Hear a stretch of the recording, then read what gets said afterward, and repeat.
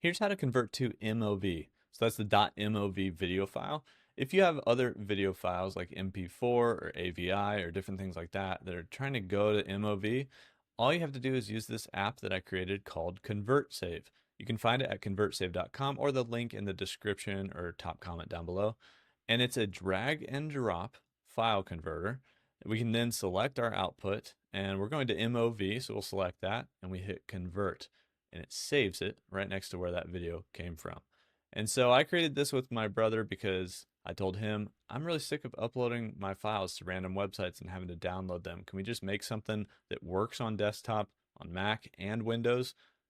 And he pretty much whipped it out. So we've got this ConvertSave app now that does images, video, and audio files, and it easily converts to MOV. See, we already have that .mov over here. And if you're trying to go from MOV back to MP4, it does that. Or if you're trying to go from one of these to an audio file, it can extract audio, convert it, and save it to MP3 or WAV or something like that. And it does a ton of different image format conversions. So hopefully you guys find this useful. I appreciate your support. There's that link down below that you can click and go check it out. It's ConvertSave. It's that easy. It converts and then it saves.